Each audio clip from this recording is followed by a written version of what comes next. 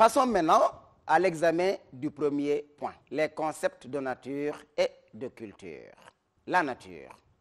Définissons d'abord la notion de nature. On peut avoir trois sens. Le premier sens indique que la nature renvoie à l'ensemble de tous les éléments qui composent l'univers avant toute intervention humaine, environnement physique. Le deuxième sens possible de nature, c'est qu'elle peut être entendue comme tout ce qui est inné dans une espèce vivante. Le troisième sens, enfin, c'est que la nature ici est synonyme d'essence, c'est-à-dire l'ensemble des caractères, des propriétés qui définissent son appartenance à une catégorie, à un genre déterminé. Voilà les trois sens que nous avons choisi de prendre en charge pour bien cerner le concept de nature. Maintenant, nous allons passer à l'analyse de ces définitions. Prenons d'abord en charge le premier sens. La nature renvoie à tout ce qui existe indépendamment de l'action humaine, y compris l'homme qui est aussi un être de la nature, avec laquelle il est en interaction. Il occupe une place spécifique dans la nature. Une première inférence s'impose. L'homme est lui-même un élément, l'homme est lui-même un être à part entière dans la nature. Donc il n'est pas un être à part. De ce point de vue, disons donc qu'à partir de cette approche, on peut effectivement faire référence à Spinoza, qui montre que par rapport à la nature, l'homme n'est pas un empire dans un empire. Donc l'homme ne constitue pas un règne à part dans la nature, mais il est en interaction effectivement avec cette nature-là, parce que c'est un être vivant comme tous les autres vivants à l'image du règne animal. Prenons maintenant en charge l'analyse de la deuxième définition. Ici, nous avions mis l'accent sur l'inné. L'inné désigne tout ce qui est universel et spontané.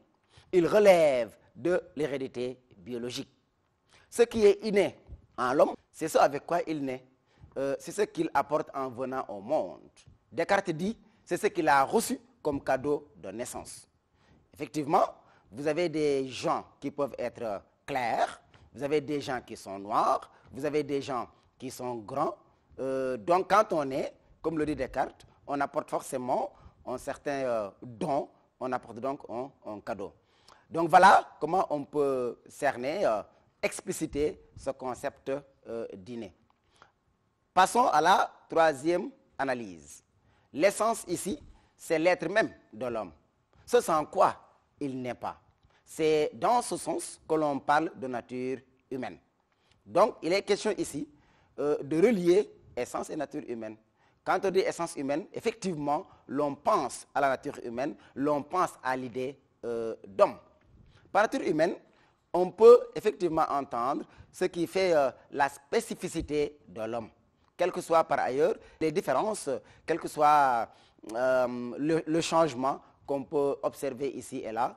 Mais disons donc que pour mieux camper cette notion de nature humaine, on peut s'appuyer sur un penseur comme Hobbes, qui la perçoit comme étant mauvaise, comme étant méchante. Voilà pourquoi Hobbes dit « l'homme est un loup pour l'homme, homo homini lupus ». Mais, à contrario, vous avez également la position de Rousseau, qui dit que l'homme est naturellement bon. Donc c'est la société qui va le pervertir, c'est la société donc qui le déprave, qui le corrompt. Maintenant, nous allons définir la culture. De manière générale, la culture, c'est tout ce qui résulte de l'action créatrice de l'homme, c'est-à-dire l'ensemble de ses productions matérielles et immatérielles. Après avoir défini la culture, nous allons analyser cette définition. Vous avez la culture qui peut être perçue en termes de production matérielle. La culture aussi peut être perçue en termes de production immatérielle. Dans le premier sens, on prendra en charge donc cette dimension matérielle de ce que les hommes produisent dans leur transformation de la matière. Et cela pour renvoyer, par exemple, à l'agriculture, à la métallurgie, à la menuiserie, au tissage. C'est cette activité précisément qu'on nomme le travail. Quand on dit agriculture, on entend par là que l'homme doit transformer le milieu naturel. L'homme doit tirer de la nature ce dont il a besoin pour sa subsistance. Au contraire, l'animal ne fait que s'adapter au monde. L'homme adapte le monde. L'homme transforme le donné brut, transforme la matière brute pour en tirer un certain nombre d'objets, pour en tirer un certain nombre d'éléments qui lui seront utiles pour sa survie, pour sa subsistance. Dans le deuxième cas, nous parlerons donc des productions immatérielles, en passant par la création de valeurs et de normes intellectuelles, morales, esthétiques, religieuses, transmissibles par l'éducation, par l'apprentissage. Ces valeurs et normes organisent le vivre ensemble. Mais disons simplement que ce côté immatériel se perçoit à travers tout ce qui n'est pas concret, mais qui est nécessaire pour que le vivre ensemble puisse se faire correctement. L'homme crée des valeurs et des normes intellectuelles, morales, esthétiques, religieuses, transmissibles par l'éducation, par l'apprentissage. Il est question ici de mettre l'accent sur les productions de l'esprit, sur les productions intellectuelles, qui ne sont donc pas concrètes, mais qui sont tout aussi importantes pour gérer le vivre ensemble. Pour transmettre ces productions immatérielles, l'homme aura besoin de la langue. Parce que comme on le dit, la langue est le vecteur de la culture. La langue d'un peuple, c'est son génie. La culture est toujours le résultat d'un acquis qui se donne sous le mode de la différence et du particulier. D'où la diversité des cultures. Après avoir défini les notions de nature et de culture et analysé ces définitions, passons maintenant à la comparaison entre ces deux notions. La nature renvoie ici à l'inné, à l'hérédité biologique, à ce qui est nécessaire, ce qui est universel. La culture, quant à elle, renvoie à l'acquis, à l'héritage social, à ce qui est conventionnel, contingent, à ce qui est relatif.